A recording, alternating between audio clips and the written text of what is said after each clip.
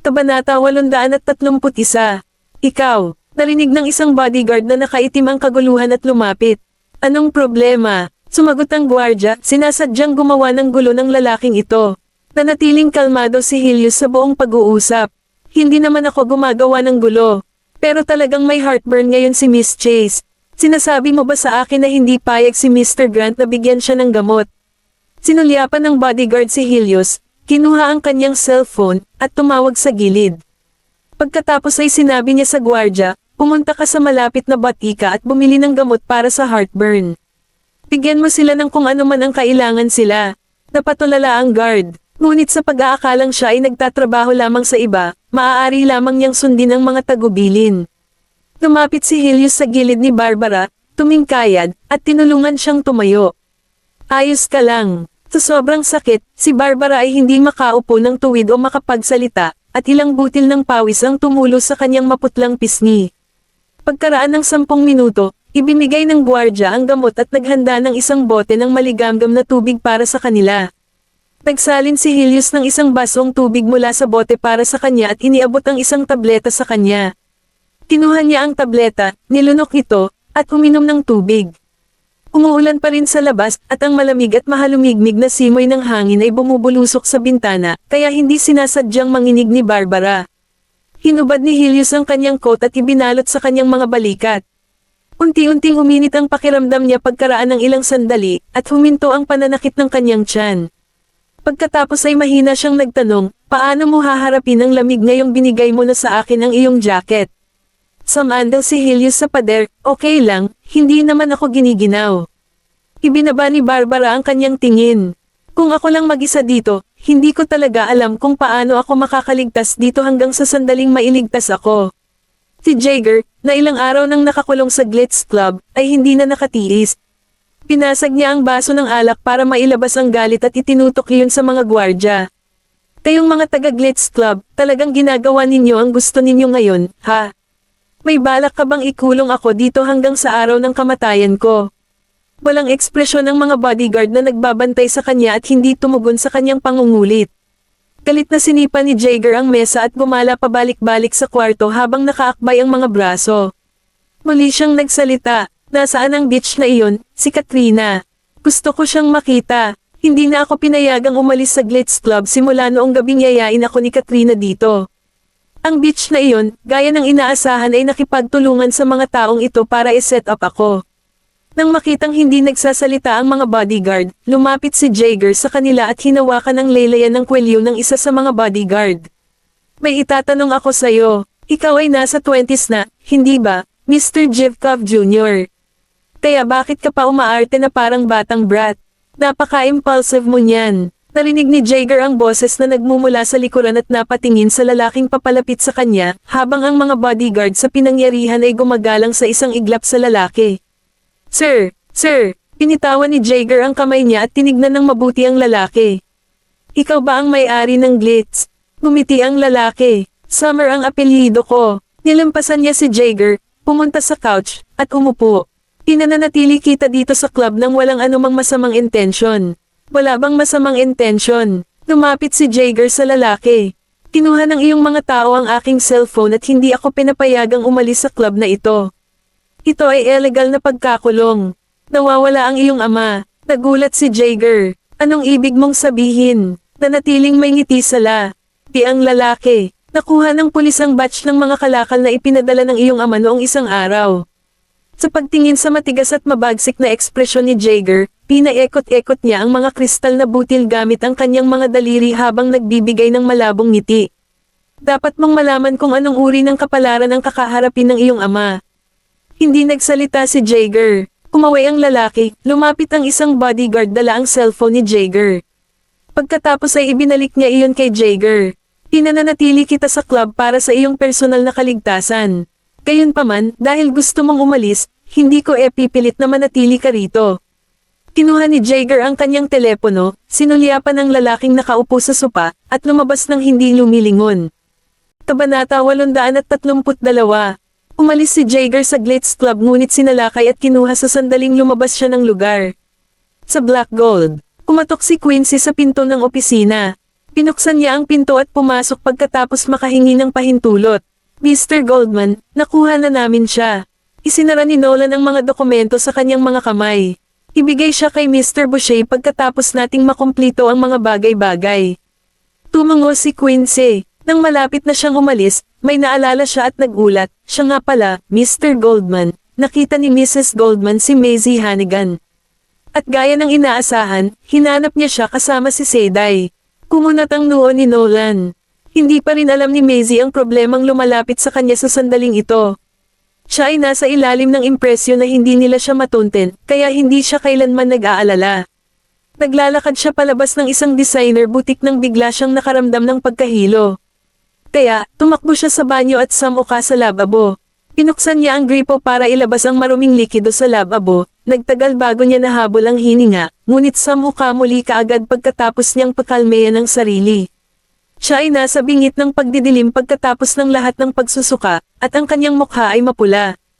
Pagtingin niya sa sarili sa salamin, bigla niyang naalala ang isang bagay, at biglang nagbago ang ekspresyon niya. Mukhang medyo matagal na akong hindi nireregla. Maaaring sa gynecology department ng ospital.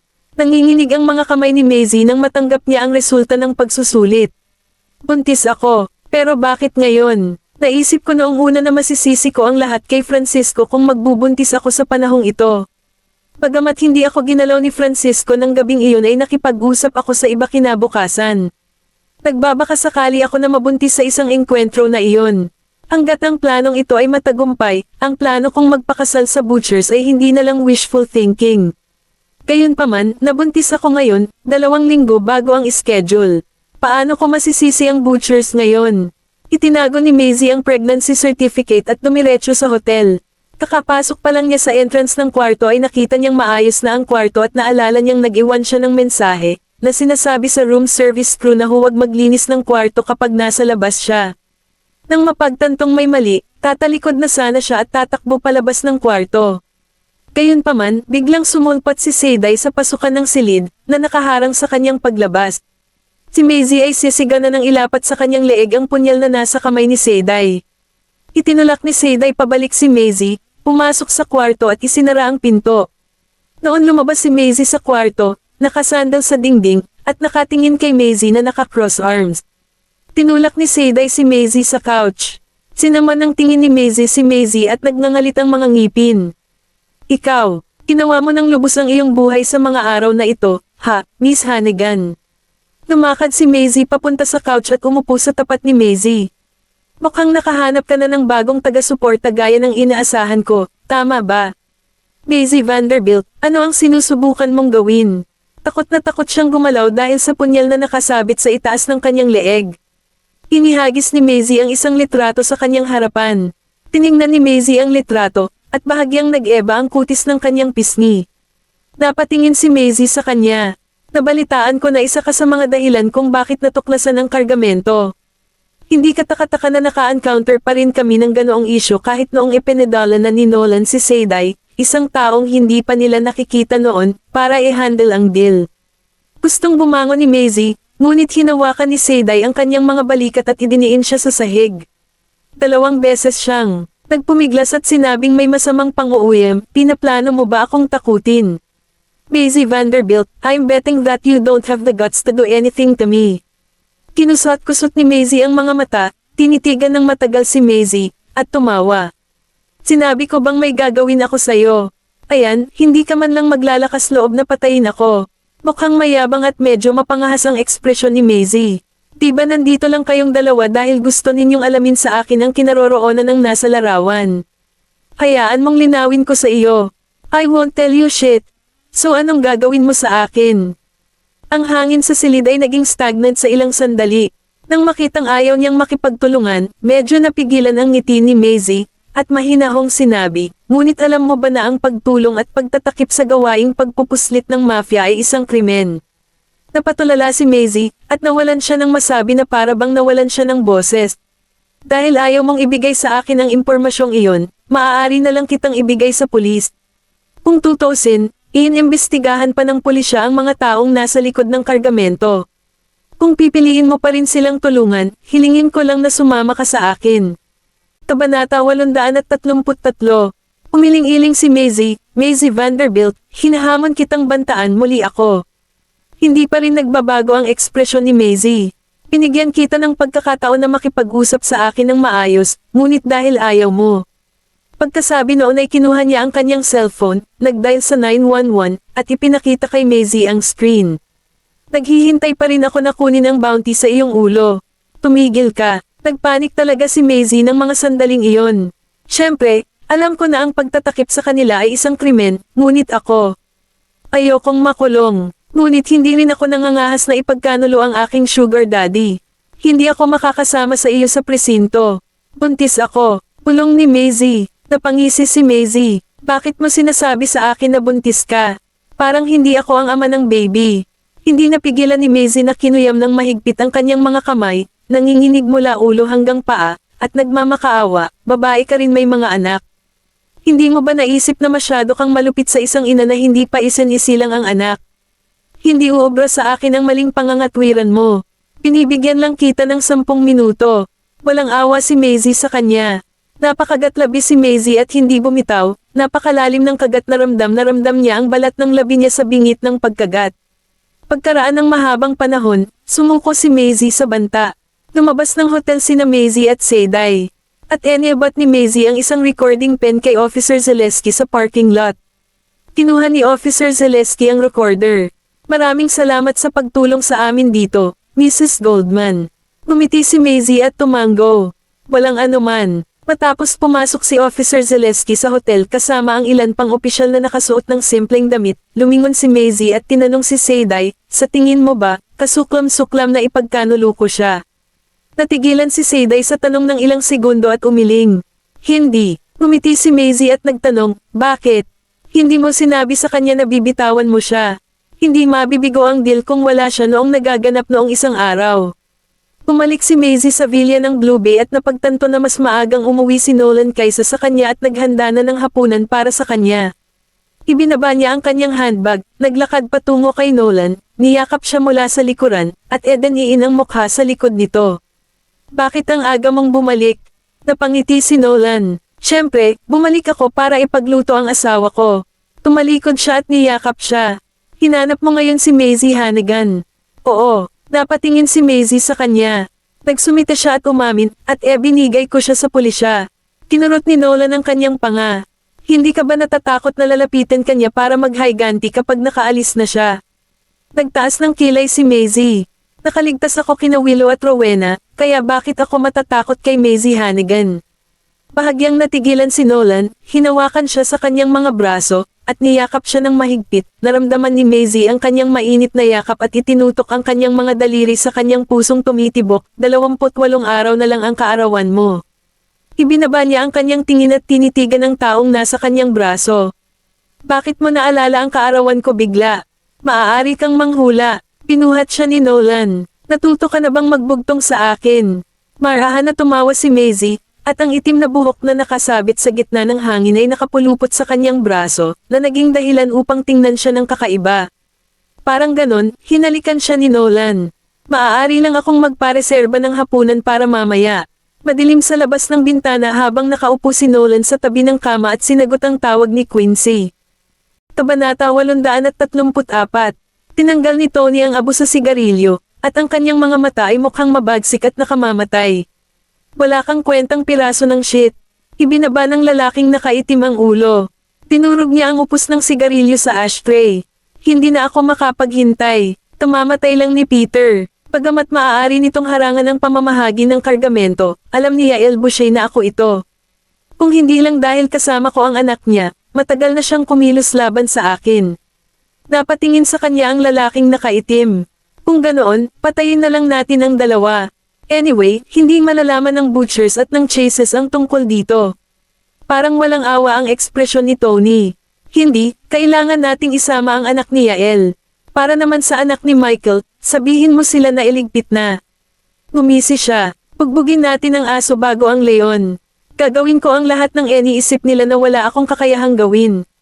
Hindi ako natatakot kay Michael kahit patay na ang anak niya.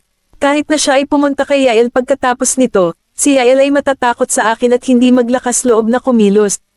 Ditutulungan ni Yael si Michael basta may malasakit pa rin siya sa anak niya.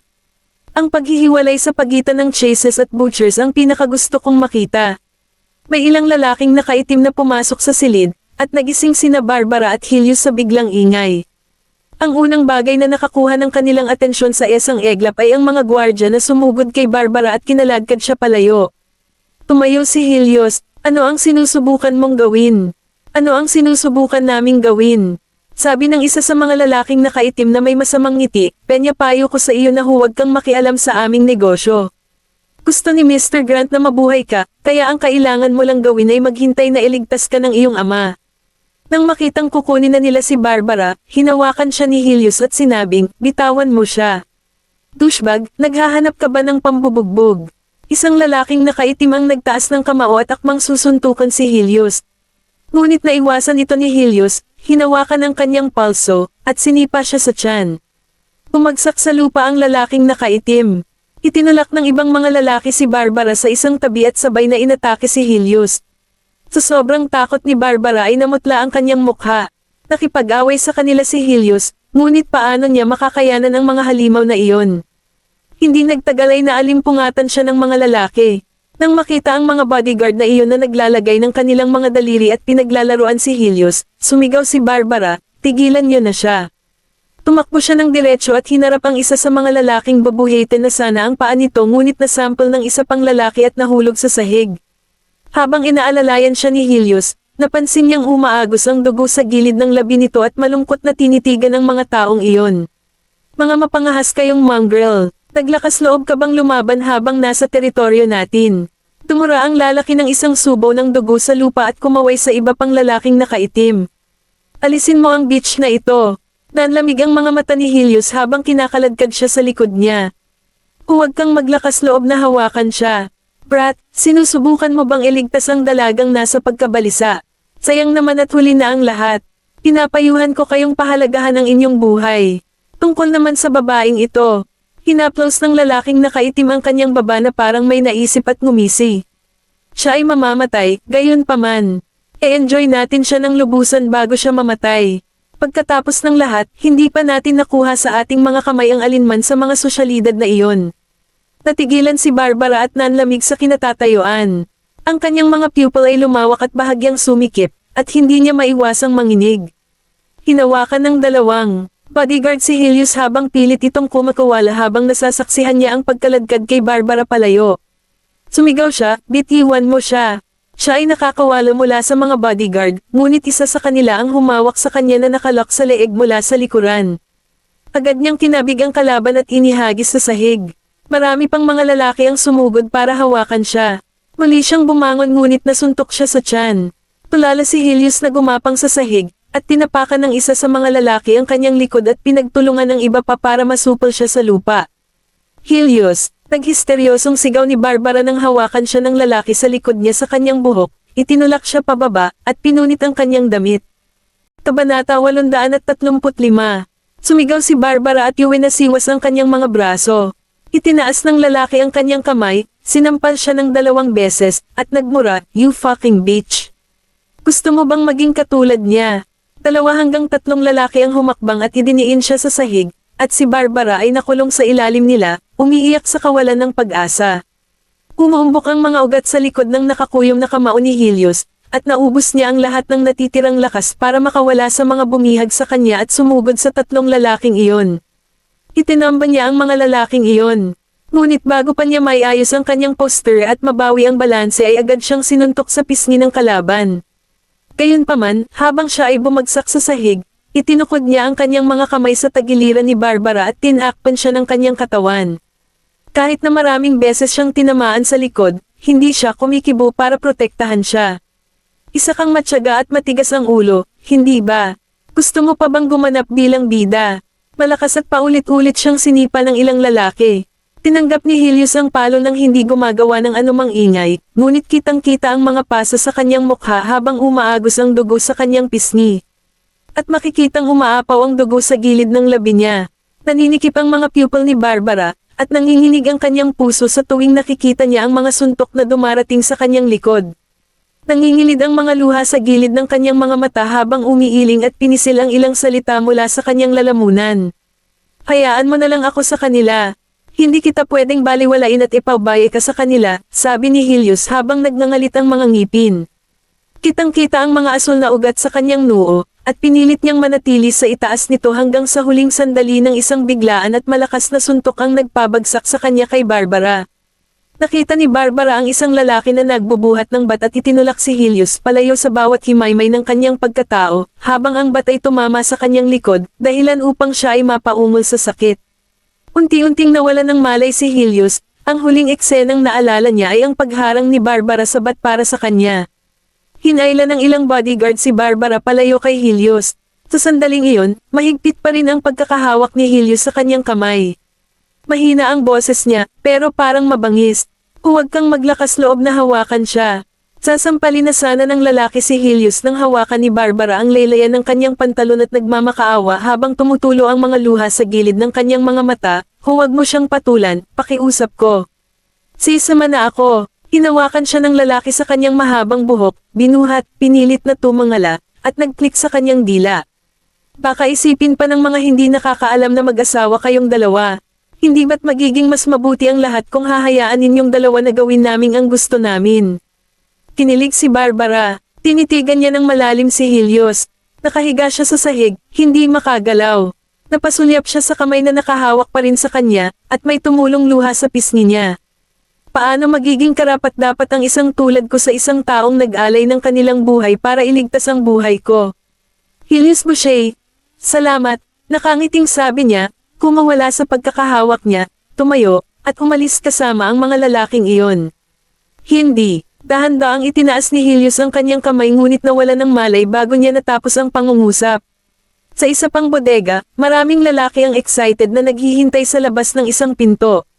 Napatingin sa kanila ang isang matandang lalaki na dumating sa sandaling ito. Anong ginagawa mo pa dito? Hiniling sa akin ni Mr. Grant na pumunta at alamin ang kalagayan ninyo. Naayos na ba ninyo ang babaeng iyon? Lumapit ang isa sa mga lalaki. Mr. Sanchez, huwag kang mag-alala, ipaubaya mo ito sa amin.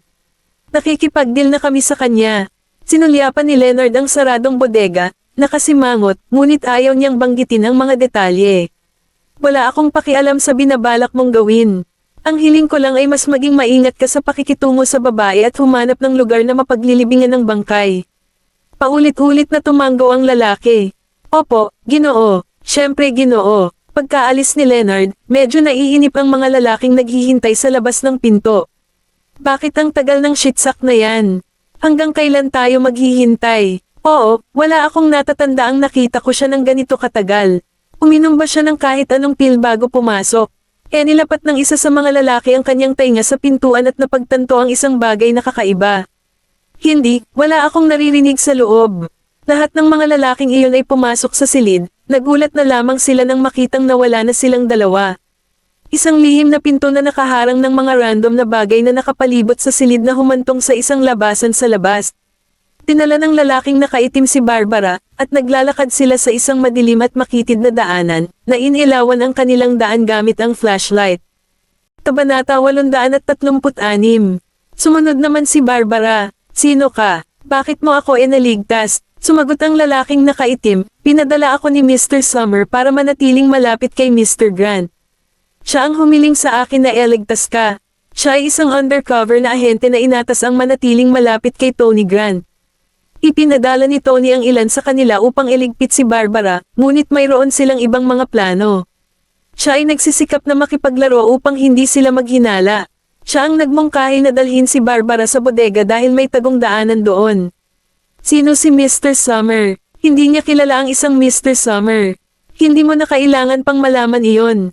Kailangan na nating makaalis dito. Hinawakan siya ni Barbara, ngunit nandoon pa rin si Helios. Miss Chase, walang gagawin si Mr. Grant kay Mr. Boucher. Pinalak kanyang gawing halimbawa. Hinayla siya ng lalaki sa palso at seryosong tumingin. Malalaman nilang wala ka kung hindi tayo aalis. Naglakad silang dalawa sa tagong daanan, ngunit pagkalabas nila ay may ilang sasakyan na agad na hamarang sa dulo ng eskinita na kanilang dinaraanan. Tumaba si Tony sa sasakyan kasama ang ilang lalaki. Nagbago ang ekspresyon ng lalaking nakaitim, at tumayo siya sa harapan ni Barbara para protektahan siya. Mr. Grant, napangisi si Tony. Good job, Leon. Ikaw ay nagtatrabaho para sa akin sa loob ng maraming taon. Paano mo ako nagawang ipagkanulo? Nagnanga ang ngipin ni Leon ngunit hindi ito umimik. Wala akong pakialam kung kanino ka nagtatrabaho. Wala ni isa sa inyo ang makakaalis ngayon. Kumuha si Tony ng sigarilyo sa pakete, nilagay ito sa kanyang labi, at sinindihan ito ng lighter. Sumayaw ang apoy, at nang mawala ang usok, kumislap ang mabangis na mga mata ni Tony. Kunin ninyo sila. Sumugod ang elang lalaki habang itinulak ni Leon si Barbara. Inilabas niya ang isang punyal na nakakabit sa kanyang sinturon at sinimulan silang labanan. Napaatras si Barbara habang nanginginig, ngunit may pader sa likuran niya. Walang paraan palabas, mahusay na lumaban ang elang lalaki, kaya mabilis na napasuko si Leon at napaupo sa lupa. Hinawakan siya ng isa sa mga lalaki sa buhok at pinatingala siya kay Tony. Lumapit si Tony na may hawak na sigarilyo sa pagitan ng kanyang mga labi at tumayo sa kanyang harapan. Naging mabuti ako sa iyo, Leon. Dahil matagal ka nang nagtatrabaho para sa akin, bibigyan kita ng pagkakataon. Sabihin mo sa akin, kanino ka nagtatrabaho? Hindi umimik si Leon. Mariing tumawa si Tony. Napakagandang aso. Kaya nga hindi kita nagawang sanayin kahit na matapos ang maraming taon. Eden niya ang sigarilyo sa noo ni Leon.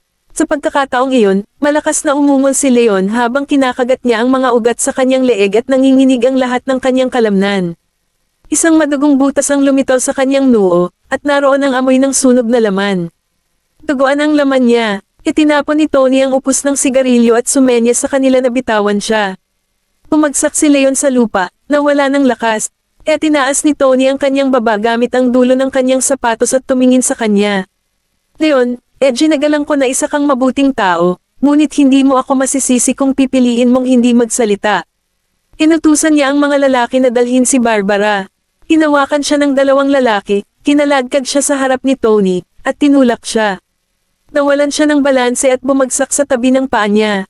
Nakatali ang mga kamay ni Leon at Barbara habang dinala sila sa kakahuyan na may mga baril na nakatutok sa kanilang mga ulo. Kinaladkad sila sa dalawang bagong hukay na libingan. Nanginginig si Barbara nang lingunin niya si Tony na papalapit. Hindi ka ba natatakot na malaman ito ng mga tao? Tumawa siya. Siyempre, kaya, ang mga patay na tao lang ang walang sinasabi. Namutla ang mukha ni Barbara na parang kumot. Alam niyang hindi sila makakatakas, ngunit hindi siya papayag na mamatay na lang. Kabanata 837. Nakatutok ang baril sa ulo ni Barbara. Napabuntong hininga siya at nag-freeze ang dugo niya habang nakapikit ng mariin. Mag-uutos sana si Tony nang sabihin ni Leon, patayin mo muna ako. Napatingin si Tony sa kanya. Haha, sa tingin mo bibilhan mo siya ng oras.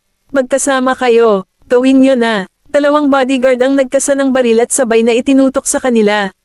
Mr. Grant, ang boses ni Mr. Sanchez ay nanggaling sa hindi kalayuan. Pagkatapos ay lumitaw siya, tumatakbo. Huwag kayong magpaputok. Kinuha ni Leon ang pagkakataon ng magambala ang mga tao at harapin sila. Umalangaw-ngaw sa kagubatan ang tunog ng putok ng baril. Nakita ni Barbara si Leon na binaril at bumagsak sa lupa, at nagsimulang matuyo ang kanyang lalamunan. Agad na lumingon si Tony at napansin niyang namutla si Mr. Sanchez. Hindi. Mabilis na reaksyon ni Tony at sumigaw, takbo. Sinundan ng mga pulis ang tunog ng putok ng baril at pinalibutan sila ng tinakpan ng ilang lalaking nakaitim si Tony para makatakas. Iligtas ang bihag. Napansin ng isa sa mga opisyal si Barbara at pinuntahan siya. Hindi nakatali si Barbara. Tumingin siya kay Leon, na binarin sa kanyang harapan, napaluhod, at umiyak ng umiyak. Tinulungan siya ng isang babaeng pulis na tumayo at inaliw siya. Sa kabilang banda, bumaba si Yael ng sasakyan, at nang makita niyang bitbit si Helios palabas ng bahay, sumugod siya. Helios, dahan-daang iminulat ni Helios ang kanyang mga mata, at sa pagkatulala, nakita niyang nag-aalala ang kanyang ama. Dad, iligtas mo siya. Alam ni Yael ang ibig niyang sabihin. Hinawakan niya ang kamay ni Helios, nanginginig na parang isang dekada na ang edad niya. Huwag kang mag-alala, magiging maayos ka. Nandito kami para iligtas ka. Mag-anatay ka lang dyan. Nawala ng malay si Helios. Makalipas ang ilang araw, nagpadala ang pulisya ng warrant para sa pag-aresto kay Tony Grant. Nagsumite si Yael ng ebidensya na nagpapakita ng mga kaso ng smuggling at pagpatay ni Tony Grant, at inutusan sila ng mga nakatataas na magsagawa ng masusing investigasyon at hulihin ang lahat ng tauhan ni Tony. Si Michael Chase at ang kalaban ni Yael Boucher, si Joseph Chambers, ay naglipat ng milyon-milyong dolyar sa isang offshore account upang maiwasang malink kina Tony Grant at Peter Jivkov. Sa kasamaang palad, masyadong maraming ebidensya ang hawak ni Yael, kaya dinurog niya si Joseph, na naging dahilan upang maalis siya sa kanyang posisyon at ipinadala sa kulungan para sa investigasyon. Isang bagzo ng hangin ang dumaan sa mga puno ng Blue Jacaranda sa hardin ng ospital at nagdulot ng pag-ulan ng mga asul na talulot, na bumubuo ng natural na carpet ng mga bulaklak, maganda at matahimik. Umupo si Barbara sa kanyang kama at tumingin sa maliwanag na asul na kulay, malayo ang kanyang iniisip. Tumayo si Maisie sa labas ng kwarto niya na may dalang bouquet of flowers, saka kumatok. Tumingin muli si Barbara sa kanya, at ang boses niya ay parang magaspang. Nandito ka na. Inilagay ni Maisie ang mga bulaklak sa isang vase at tumayo sa tabi ng kama. Kumusta ang pakiramdam mo? Ngumiti si Barbara at tumingin sa ibaba. Ayos lang, umupo si Maisie at ipinatong ang kamay niya sa kamay ni Barbara. Natutuwa akong maayos kayong dalawa. Kumalaw ang mga mata ni Barbara, sariwa pa rin sa kanyang isipan ang lahat ng panganib at adrenaline. Oo, muntikan na akong mamatay. May pumasok sa isip niya, kumusta si Helios? Naalala niya na mas nasaktan siya kaysa sa kanya, at dahil iyon sa kanya, kaya nakonsensya siya. Napangiti si Maisie. Ayos naman siya. Walang seryoso, sugat lang sa laman lahat. Natahimik si Barbara. Dahan-daang tumayo si Maisie, pwede mo siyang puntahan kung nag-aalala ka. Naglakad si Barbara sa katabing silid kasama si Maisie at tumayo sa labas. Naroon si Nolan. At ang mga Boucher, Kabanata 838. Lumabas si Nolan ng kwarto at napansin sila. Bakit hindi ka pumasok? Hinawakan ni Maisie ang braso niya. Pupunta lang kami para tingnan. Napansin sila ni Helios. Tumingin si Yael sa pintuan at sinabi kay Christina, umuwi na tayo at hayaang magpahinga si Helios. Tumanggaw si Christina. Lumabas sila ng kwarto at tumingin si Yael kay Barbara. Nakausap ko na ang tatay mo tungkol sa sitwasyon mo. Huwag kang mag-alala. Nagulat si Barbara ngunit tumungo. Salamat. Pagkaalis nila ay kinurot ni Maisie si Barbara, pumasok ka. Naisip ni Barbara na dapat niyang pasalamatan si Helios, kaya pumasok siya sa silid. Marahang isinara ni Maisie ang pinto, at tumingin sa kanya si Nolan at ngumiti. Anong ginagawa mo? Tumingin sa kanya si Maisie at hininaan ang boses. Wala lang, gusto ko lang silang mag-usap. Ngumisi siya. Sigurado ka bang hindi mo sinusubukang iapit sila? Ibinuka ni Maisie ang kanyang bibig ngunit hindi nagsalita. Sina Barbara at Helios ay magkasamang dinukot, at sinubukan niyang iligtas siya habang isinasakripisyo ang sarili niyang kaligtasan. Hindi naman masama kung magiging mag-asawa sila.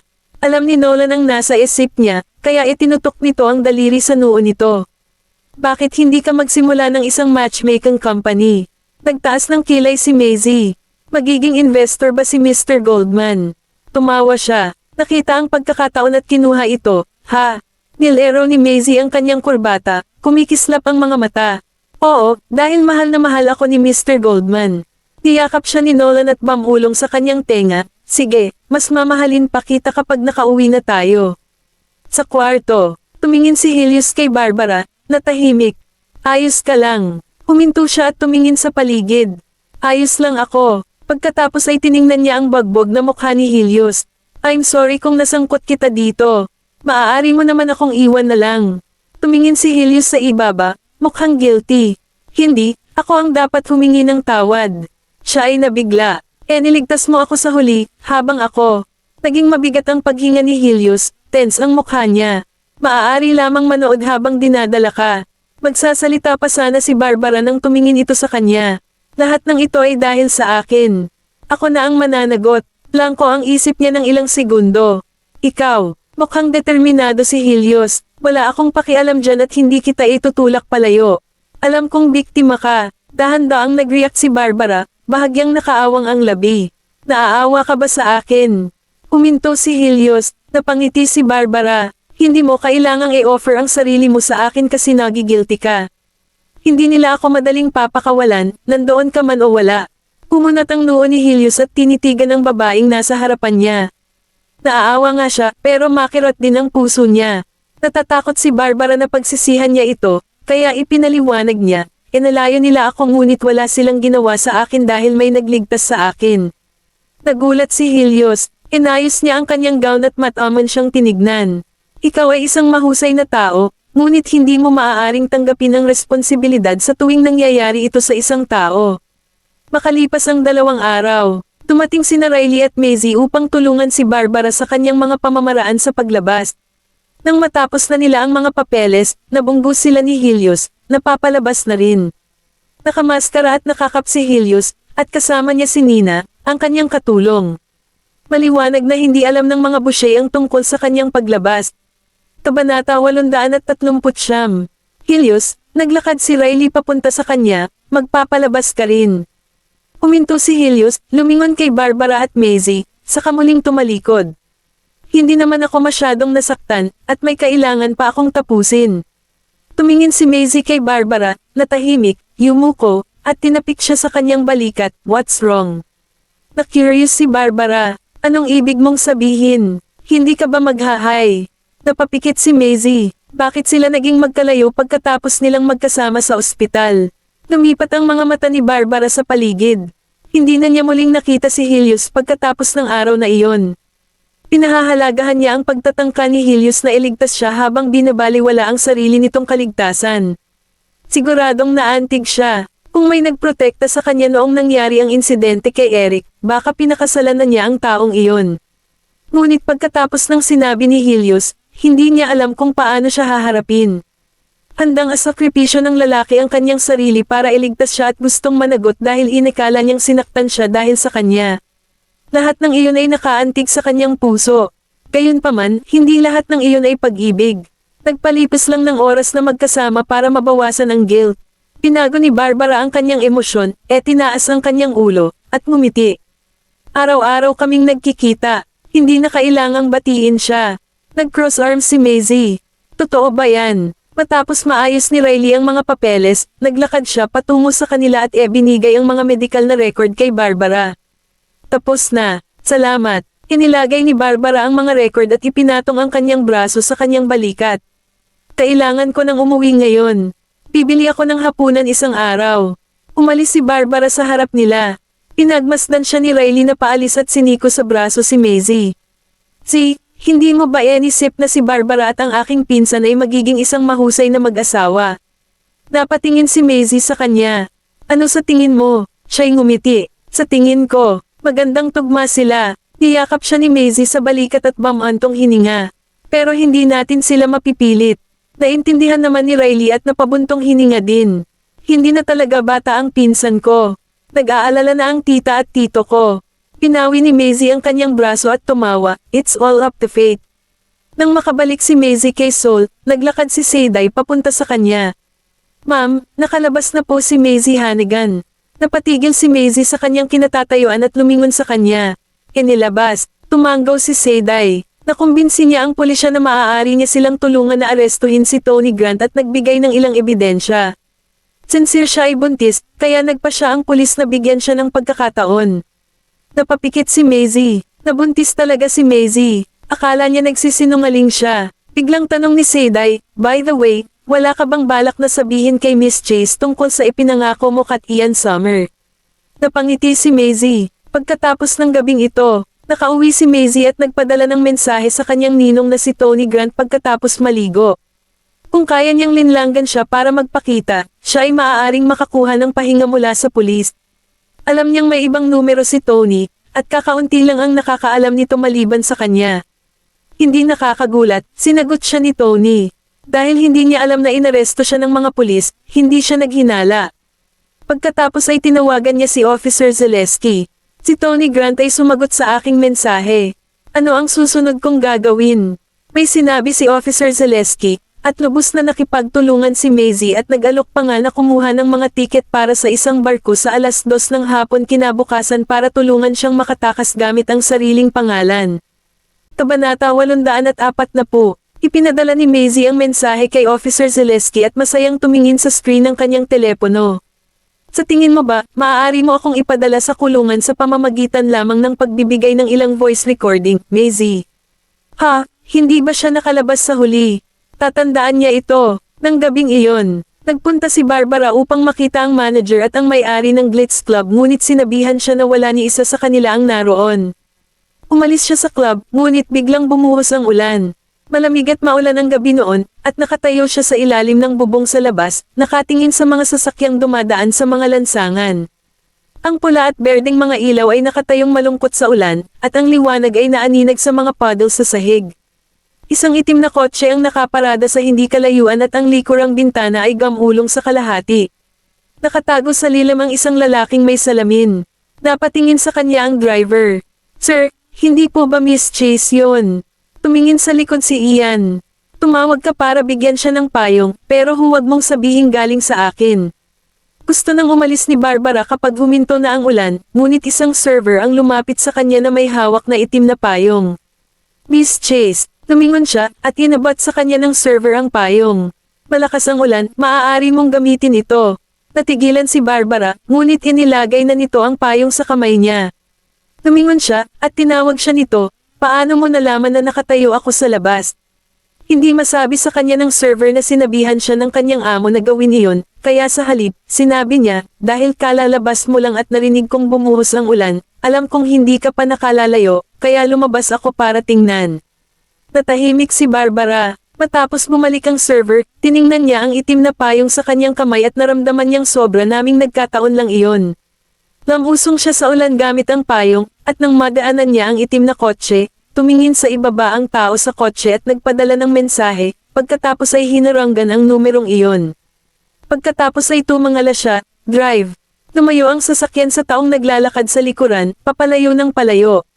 Uminto si Barbara sa kanyang paglalakad, kinuha ang kanyang telepono, at nakakita ng isang mensahe. Matagal niya itong tinitigan bago siya biglang tumakbo pabalik. Umiinom ang server sa likod ng bar nang makita niyang sumugod siya. "Nasaan ang amo mo?" Natigilan siya nang makita ang mukha at manggas nito na basa ng tubig ulan. "Miss Chase, bakit?" Agad niyang inulit, "Tinatanong kita, nasaan ang iyong amo?" Ayaw makipagtalo ng server, kaya sabi niya, ibinenta na niya ang club sa isang babae ilang araw na ang nakalilipas at sinabing aalis siya ng bansa. Inutusan niya ang manager na ayusin ang mga papeles at hindi na bumalik. Medyo natigilan si Barbara, at parang nanunuyo ang kanyang lalamunan. "Ano ang pangalan ng amo mo?" Napakamot ng ulo ang server. "Sa totoo lang, hindi ko alam ang totoong pangalan niya, pero alam namin na ang apelyido niya ay Summer from Asperia." "Summer, maaari bang?" Pinasa muli ni Barbara ang mensahe at sinubukang alalahanin ang lahat ng nalalaman niya, kasama na kung paano siya sinubukang i-frame ni Katrina. Iso siya ba talaga yon? Si Ian Summer. Biglang napatingin ang ilang server sa pintuan nang may pumasok na babae kasama ang 4 na bodyguard. Nasa braso niya ang jacket niya. Ngumiti ang mga server at tumingin sa kanya. Maligayang pagdating, "Ma'am." Napatingin si Barbara kay Maisie na papalapit. Ang mukha niya, na basang basa pa rin sa tubig ulan, ay gulat na gulat. "Ikaw ang bagong may-ari ng club."